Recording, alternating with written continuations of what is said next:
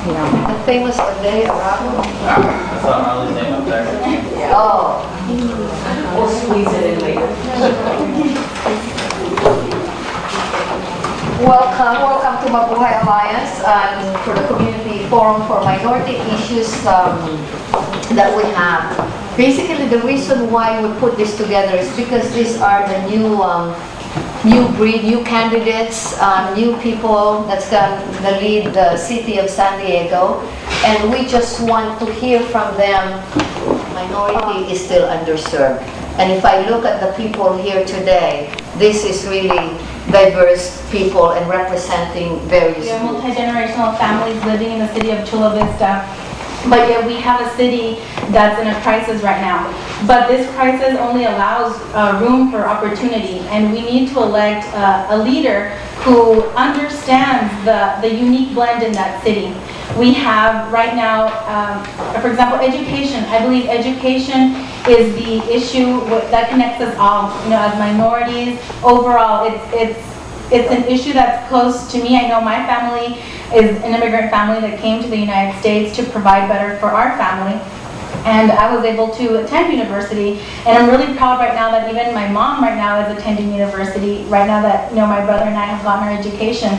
And I see Chula Vista right now, and a lot of our children are moving away.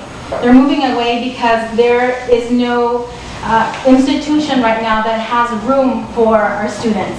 But that, for them, was their American. But Steve Francis, I mean, he ran for a city mayor 4 years ago, and he's running again. But Steve Francis really brings a background of politics and business to the mayor's office. And I'm sure what I really like about it is the wife being there with you, for you, supporting you, because I mean you need that partner, and you're going to have a big problem in the city of San Diego. So you've got to have another Steve Francis. So since there's so many questions, I'm gonna let Steve talk, and then you guys ask all the questions. Okay, thank you very much. And again, we're going to pass out. This is Ben Sabazquez in my office. He's going to pass out some campaign literature. And I'll try to be somewhat brief, so I have a lot of, lots of time to answer questions. We'll have questions, and we're going to call it Chula Vista Chargers. That's what I want to. Consultant that deals and helps them with small businesses have a greater share in contracting opportunities. If you are elected as mayor with the constituents putting millions of dollars in taxes that pays for some of these construction projects that go on in San Diego, what will you do as a new elected mayor to ensure that the community reflects the contract opportunity that's taking place? I'm going to answer your question directly, and I'm going to answer your question indirectly as well. I'll do the indirect first. Let me tell you what the problem in San Diego is, the administration that we have now, is that the management and the administration, the people that work there, as far as the ones who run the place, don't reflect the community. Don't reflect the community. You need African American management people that are working in the city. It's not a private business. This is a government, okay? So you need to have that. You need Latinos. You need Asians, okay? And what Faith was talking about just a minute ago, as far as boards and commissions, you want to make sure that they also reflect the community. So you have to make a special effort.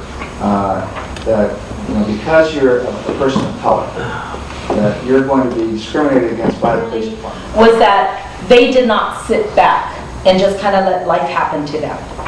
They actually engaged early on. They engaged, when I say that, by getting involved with community civic engagement with everyone. Particularly, they did form within the Filipino-American community a variety of associations that are still around today. The Filipino Women's Club, Pasaka Dance Troupe. We were active participants going in the Fawa Hall over on Market Street, which if you look historically and looking at Southeast San Diego, a lot of Filipino-American community started within Southeast, and so Fawa Hall was very important. And I remember going to many community events there. So they instilled early on that even though we were young children, that it was important to engage in the community and make sure people felt welcome and felt a part of what was going on. So as I grew up, one of the things that I had noticed probably in my mid-early elementary ages was I saw my mother and father having people over to my house at our dinner table, because where else is the best place to actually have conversation and get to know people when you're breaking bread, when you actually can sit down and talk with them. And there were these individuals I've never seen before. A gentleman would come in one time and they'll talk, they'll eat, have merienda, go.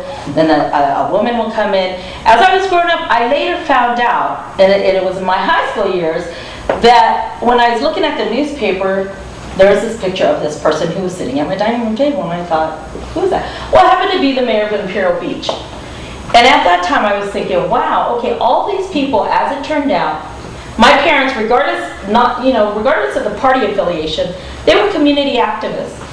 They had their pulse on community needs. And these people who were breaking bread with my parents were elected officials. I'm the peer education coordinator at Planned Parenthood of San Diego and Riverside counties. In the district that you're running for and in minority communities, teen pregnancy and sexually transmitted infections are a problem. I'd like to know what your views on targeting those problems are. Absolutely. As a matter of fact, our district has been really trying to work specifically with our young teens with the schools. And I think in the schools we have a great opportunity because they're there. And we need to talk about education. We need to outreach to our parents. We need to engage parents much more. Thank you so much. Thank you so much. That's your kid up there who couldn't speak a lick of English in first grade. And that's, yeah, she is really happy. And that's kind of what makes my character. And just let me further explain the experiences of an immigrant to you and why it is important that I'm in this race. I was in second grade, third grade, and we were supposed to write a little story about, our household, and I didn't think much of it. We lived in Spring Valley with my grandparents and some of my uncles and my aunts and their kids. And I didn't think much of it, okay? But when I see people and writing their little stories saying, oh yeah, I have a dog and 2 brothers and parents, and there was 4 or 5 people in the family, and here I am, 21 people in the household. A lot of people were laughing. They're like, you're kind of weird, man. You're kind of weird. But those are the kind of things that I experienced growing up, and the reason I'm in this race is because I'm very lucky to be here. I owe everything to this country. First in my family to go to public education. Public education all my life, from elementary school to middle school to high school to junior college. Very lucky to get out of junior college because, being the first, I stumbled a lot. Junior college, I went to San Diego State. I naturalized when I was 18 years old and became part of the process. We need to hold those people accountable for what they've I was done. elected to the state legislature, and I'm elected to San Diego City Council. Our districts overlap, and we'll be working very closely together, and I'm so glad that we're on the same page and that we believe fundamentally in the same things. That government anymore seems to be more concerned with government. There is an arrogance about government anymore, that somehow they have become detached from the needs of people. In the city of San Diego, all of us like to think that we're special interests, but there's some special interests who can go in the back door and make deals. And they have squeezed this city to enrich themselves at the expense of hardworking people who live in neighborhoods that are deteriorating for lack of money to fix the roads and the water pipes and the sewers, deteriorating for lack of money for enough police officers on the street or enough fire stations to make sure that the next time you dial 911, somebody will actually get there in time to save your life.